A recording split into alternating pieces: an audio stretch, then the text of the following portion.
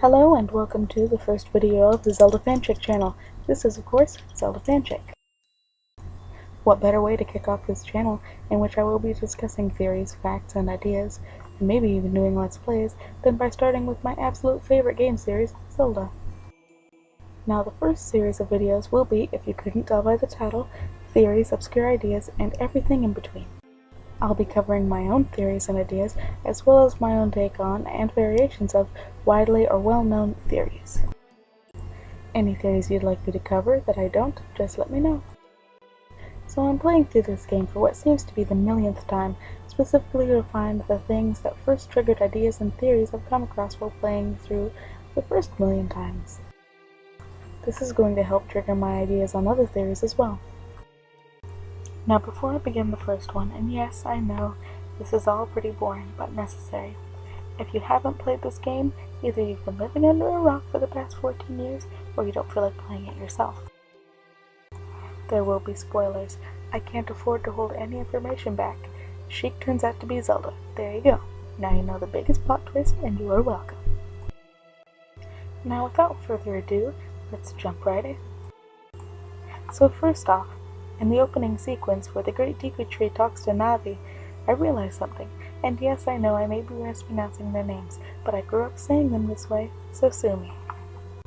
There appears to be a god-type figure in each region that you face a dungeon as a child. Why would this tree, huge and old though he may be, have the ability to speak and watch over the Kokiri Forest and its children?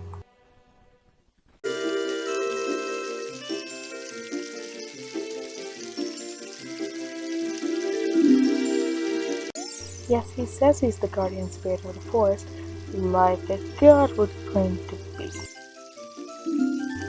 Why, that sounds like something a god would do. But then why is the Kokiri Forest the only region that has a godly being, excluding the three goddesses? Wait, Jabu Jabu from Zora's domain seems to be a fish god. Why else would the Zora royal family keep him? As a pet? I mean, the Zoras refer to him as Lord Jabu Jabu. And look at the altar he waits at. It's as if you're meant to bring sacrifices to the fish god, which is exactly what needs to happen in order for you to enter the third dungeon, Lord Jabu Jabu's belly. But wait, I hear your fingers typing. There's no god-type creature in Dodongo's cavern, Zelda Fanchick. And please, just call me Fanchick. Where is Dodongo Cavern? Near the base of Mount Death, a volatile volcano housing a horrible hungry dragon. Many people believe the fire temple that you fight through as an adult doesn't really seem like a place of worship, and in the current time, game-wise, it's not. From what I've heard, it seems as though an ancient people built this place and carved the statues before the Gorons had found it. And that might be the case. However, I believe that Volvagia, the dragon, is the god that the temple was meant for. There are plenty of religions that offer sacrifice to appease gods to save their people from an unfortunate fate. Well, if the Gorons failed to continue offering sacrifices in the volcano for Volvagia to eat, he'd probably get pretty angry. The Gorons mentioned that Volvagia eats Gorons, and how did they discover that?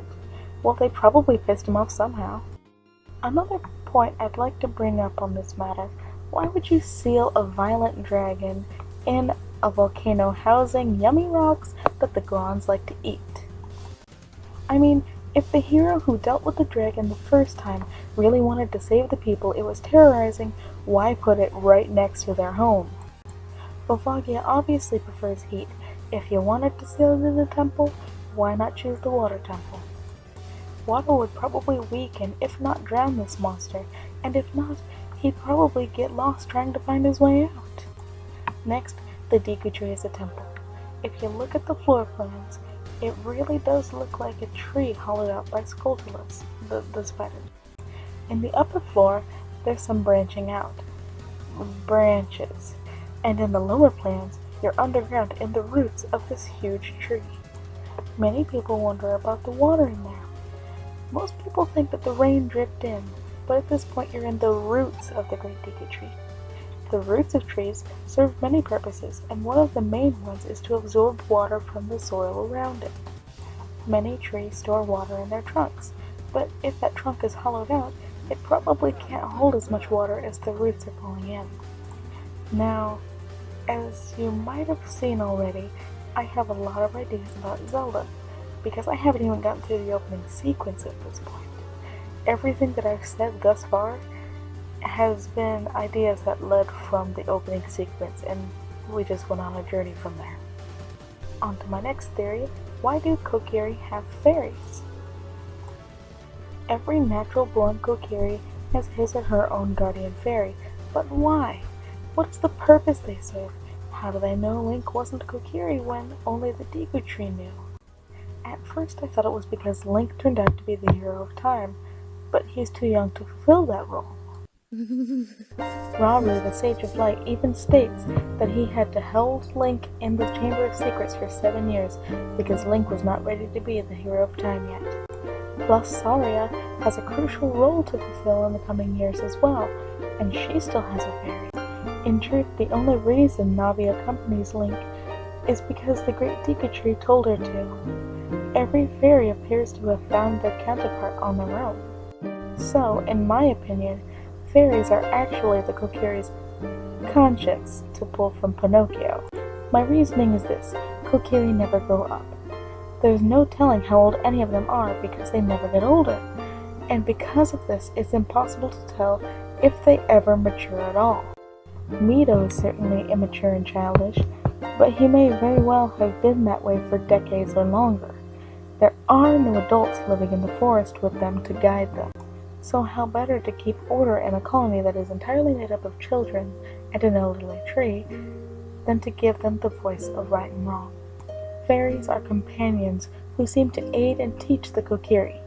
Now Link, being the protagonist, doesn't do anything that would really warrant Navi to tell him off or point out his unfairness, so we can't be sure, but I think that's what they do. Now look here, the Deku Tree says, for so long the Kokiri Forest, the source of life, has stood as a barrier deterring outsiders and maintaining the order of the world. Source of life, I believe that's what the Deku Tree says about Farore, the goddess of courage. That's right, in case you've missed it, Farore represents the Kokiri Forest, and the dungeon in the forest, the Deku Tree, is to test Link's courage. The Goron City and Death Mountain represent Din, and the dungeon is power. And lastly, Zora's domain is Nehru, and the dungeon is wisdom. Not tough to figure out, but for those who don't know, there you go. Now on to the next part of the Deku Tree's quote.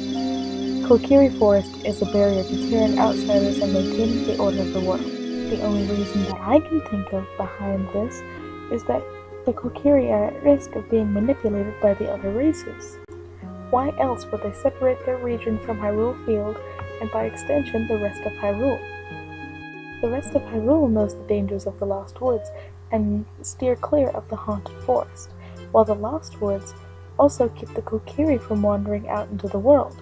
Sometimes Kokiri go into the woods, but I'd bet that as soon as they leave the woods and enter Hyrule Field, the majority of them draw back at the sheer expanse and wide open area. It's really jarring not to have a tree to hide behind, where something could pop up behind you, but you have nothing to hide behind, nowhere to run, no twists and turns to lose any attacker that might threaten you. But it seems that the occasional Kokiri is brave enough to venture out into the world, because, while surprised, other people throughout the world do know that there are forest people. Then again, the only way into Zora's domain is by playing the song that proves that you have ties to the royal family. Well, that's it for this video. I know that things are going slow, but I think that as soon as I finish the prologue, it'll start going more quickly. Just give me some patience. Bear with me. There'll be more soon. Don't forget to subscribe. This was Zelda Fancheck.